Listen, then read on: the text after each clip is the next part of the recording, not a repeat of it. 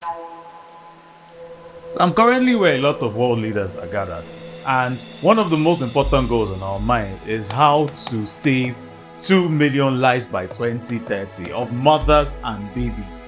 But there are also other people who are working towards those goals, right? There's the family guys that are also trying to end hunger. There's Ashrimata, there's Market Doctor, and I had the opportunity to talk to these people.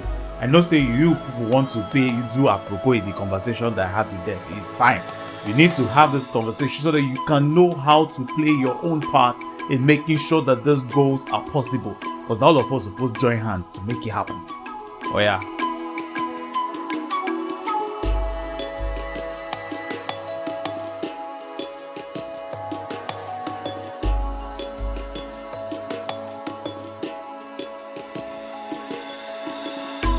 Hi guys, this is Yusuf Nasser from Nas Daily. Nas Daily. Thank you, Nigeria. I mean, not there. Yes. What exactly does Goalkeepers mean to you? It's a gathering of the people who are crazy enough to think they can change the world. I like You think you can change the world? I actually think I can change the world starting from my own small community. If I couldn't do that, then I probably wouldn't have started. I'm impressed by your work. What are you doing? Thank you. And that's Yusuf Nasser. That's 1 minute. Daily. Yeah. What exactly do you teach? I'm one of the co-founders of the FarmLink Project.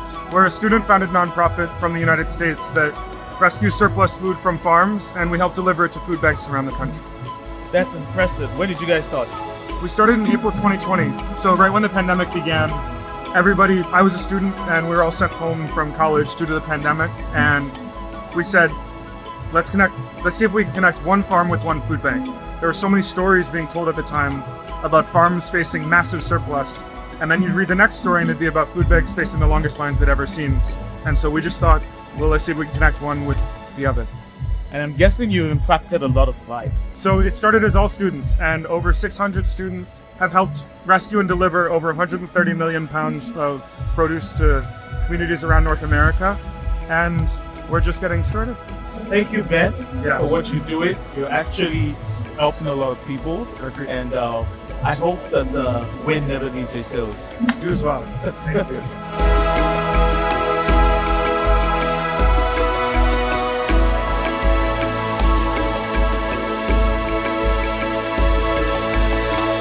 Two million women.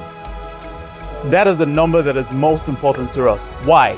Because these are the amount of mothers and babies that we can save by 2030. And right here, I have a goalkeeper who is making sure that these numbers are met. And I'd like her to introduce herself. Could you please tell us who you are? Hi everyone, my name is Ashrimata and I'm a registered Cameroonian midwife. I'm a blogger, I'm an author, and equally the founder of the For Mom and Baby Foundation based in Cameroon. So you're based in Cameroon. Yes. How are you helping women and babies live longer? We at For Mom and Baby Foundation have a couple of projects we are currently running.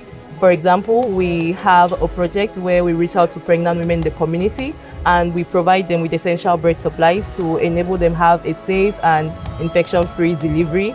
And equally, we partner with a couple of hospitals to be able to provide like medications to prevent postpartum hemorrhage, which is like the leading cause of maternal mortality. Exactly. Yes, because in Cameroon currently, we have a maternal mortality rate of 438 per 100,000 live births, and that's still like really high. And the hope is to bring it to as low as 70 per 100,000 live births, and why not 0? There is an innovation, a V-shaped bag that is calibrated, that can help healthcare workers see immediately how much blood is lost and make decision immediately. That can also help save a lot of women from PPH, postpartum hemorrhage. That's what PPH means. How well do you think that would work, especially in your point of view, from your point of view? I think that will entail like a lot of training on the part of midwives, because you can't just get the bags and give them. They won't know how to exactly use it appropriately. So we need to like carry out trainings in order for them to be able to use it on the women. And I think that's going to be like a boost to our health system, that if it's accepted, because normally it has to go through like government procedure for it to be integrated into the health system. So firstly, training of the midwives to be able to accurately use them, and we believe we'll see results after that. What world are you imagining right now in your head while you're here? Can you please tell us what that world is like? I imagine a world where midwives are valued, not just in the society, but globally. I equally imagine a world where midwives are invested in and midwives are seen for who they are and, what they bring to the table, which is actually saving the lives of millions and billions and trillions of women and children across the world. Thank you very much, Martha. It was great to be with you. Great to be with you too, Africa Doctor. We meet the goalkeepers. Oh yes, we meet and we hope to meet again. Yes, definitely. And so you guys, there are a lot of innovations that have been shared on this platform. If you want to see them, I'll link the Goalkeepers report down below so that you can go through and see exactly how we can help save 2 million lives by 2030. And Emeka and Nkechi, this is where you play your part. Spread the word, guys. Thank you. Thank you you so much. So right now, I'm with 3 people who are making sure that a lot of the goals, or rather very important SDG goals, are met. But before we get to what the goals are, let's know who they are. My name is Ben Collier. James. I'm Aiden Riley. And I also want to tell you that these people right here have delivered over 100 million plates of food to people who need them for free. But aside from that, which is very impressive, what else have you guys done? What else? Oh my gosh. Well, we all started FarmLink while we were still in school. And so this was really the first journey that we've been on after getting through university. But FarmLink has been an amazing opportunity to connect with so many organizations around the country that are fighting hunger alongside us. So what inspired you guys to start FarmLink? I mean, I think if you remember, at the beginning of the pandemic, everyone's sent home and you're forced to isolate in your houses. We all remember and you're feeling pretty hopeless. You kind of watched on your phone screen as it felt like the world was crumbling, and this was a way to fight back against that. And so there are people who do not have access to good food. And you guys are helping to make sure that that changes, right? By making sure that over 100 million meals have been given to these people. But aside from that, I'm pretty sure there are other benefits. Yeah, actually, a lot of people don't know this, but food waste is one of the largest emitters of harmful greenhouse gases in the world. So if we can work to get fresh food that people can eat away from the landfill and actually into people's communities, it doesn't just help out hunger, it actually solves the climate crisis as well. It's one of the ways that we can attack harmful emissions entering the atmosphere. So you guys are saying it's not just the food that you're giving to people, they're also trying to make sure that the environment is safe. And you can see goals number 2, that is And 13. and 13. So if you don't know what the goals are, I'll post a link down to list everything so that you can be aware. Because the most important thing is how you and I can always play our part to ensure that the world is a better place. And I just wanted to say something. Is it possible that the world is a better place? I sure hope so. It absolutely is. It's possible. Yeah. Is it possible? Yes. Yes. Thank you guys. I hope you're watching. The world can be a better place.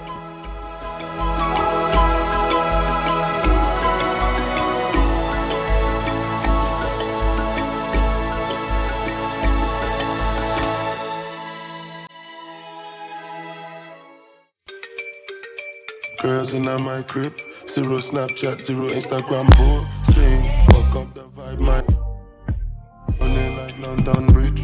I don't care if I saw you in a magazine or if you're on TV. Emeka and Nkechi, so we're here with Bill Gates, one of the founders of the Bill and Melinda Gates Foundation.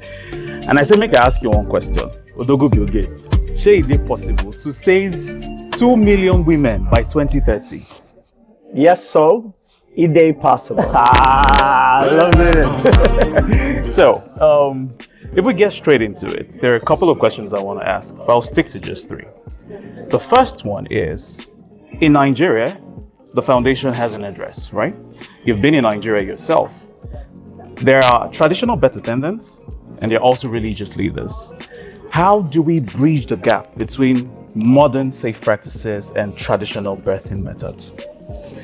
Well, the traditional leaders are key because they're the people trust them, and they can really explain where traditional medicine fits in and where things like vaccine or antenatal visits are very important that are more from the modern type medicine. And with the polio eradication, we got the traditional leaders to take the rumors about the vaccines and speak out, and even vaccinate their own children. So the only reason we had success there was really that partnership we built with those traditional leaders. And when it comes to delivery, many women are with the traditional birth attendants, but by helping to train them, give them new tools, we can help provide even better services. Thank you so much. So I've been working on some sustainable development goals, right? I'm passionate about building a community. And one thing about my community is the pregnant women in my community can also help other pregnant women in their community. How can we make this particular model sustainable? And not just sustainable, but how can men also be allies and make this work? Well, in different parts of the world, the idea of women's groups has been a powerful tool. So for them to speak out if the health services are not very good, or to share information with each other. It's not just health. Sometimes they talk about farming or borrowing money from each other. So that solidarity, even down at the village level, has been a huge strength for development. I hope it can be adapted in Nigeria, in the different parts of Nigeria, in an appropriate way, because often the women's voice, which is so knowledgeable about the challenges, is not the one that gets heard. One of the projects I did this year was to install a solar panel in a small hospital somewhere in Lagos State. But from my opinion, it's just an individual action, and we know that it's not sustainable. So how do we bridge the gap between individual and group actions so that we can reach more people and create more impact in the lives of people? Well, over time, as the Nigerian economy grows, the tax base gets stronger and the resources that can go into health and education will get better. It's a bootstrap. We have to do the really high impact things like nutrition and vaccines now, reduce the malaria deaths, and that requires special tools. Really deal with the birthing practices where the infant is so vulnerable then. And as we do that well, with nutrition, so that all the Nigerians are developing not just their body, but also their brain, then it becomes Nigeria able to support itself, able to, thrive in this very, very strong way. And so, everybody's rooting, for a country with an incredible youth population, vigorous debate, good universities. So I'm quite hopeful. And there's a lot that can be done. Thank you so much, Bill. It's been a pleasure having you here talk to us about the Sustainable Development Goals. And it's so passionate to see someone like you be deeply involved in making sure that those goals are met. One last question. Why is this time period so important? Why is it called a halftime? Well, we in 2015 wrote down the goals, and we saw the incredible progress from 2000 to 2015. In 2015, I have to admit, we didn't see a pandemic coming or a Ukrainian war. The financial interest rates have gone up. Parts of Africa have had more instability than we would have hoped for. So it's been a tough 7 years. But even so, these are the fundamental values that the UN agreed on. And so we have to try to catch up. Every life matters, of a mother, of the child. And, so it's great that this is the week we kind of check and say, okay, who's ahead, who's behind, what are the exemplars, and what are the innovations? And there are a lot of very low-cost innovations to help mothers survive pregnancy and to help children not only survive, but also to have this full development so they can achieve their potential. Thank you so much. Thank you.